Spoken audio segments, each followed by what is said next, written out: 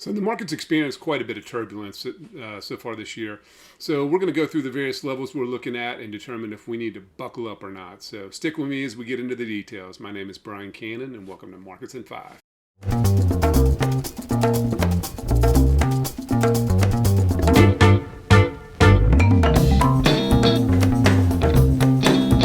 All right, we're going to go through a couple of charts here today, but really the bottom line is the market has just started off and had a horrible year this year. So it's come all the way down, and it's sitting right at support after closing market here on Wednesday. There's been some kind of mega cap companies that have reported. There's been a big reporting week this week. Microsoft did very well. However, Google did not. Facebook came out after hours and beat expectations. Their earnings were still lower.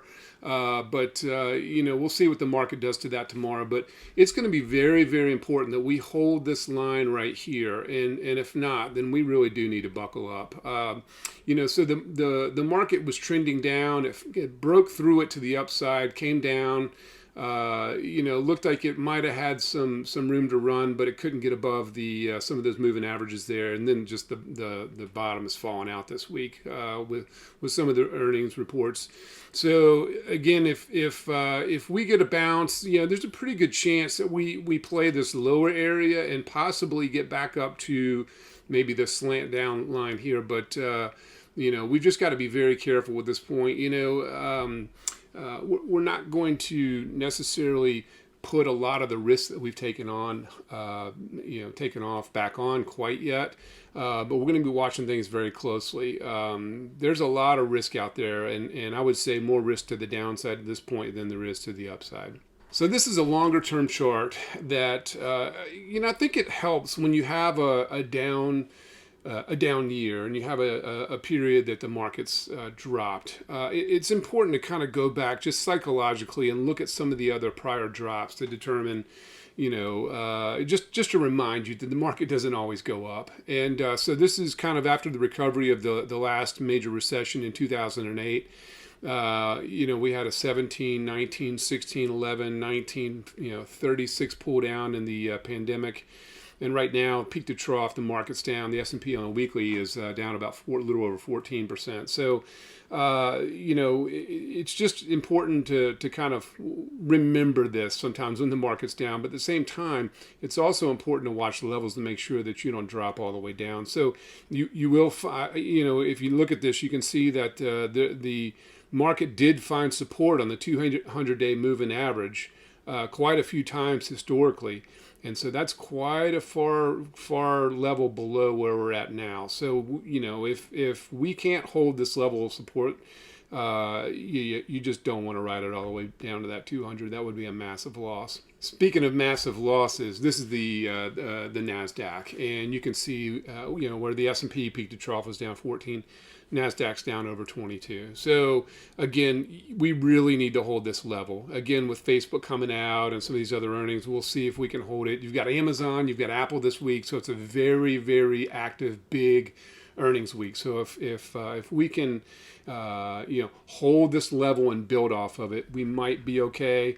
We would need to get above some serious levels of resistance. All of those moving averages we need to go up.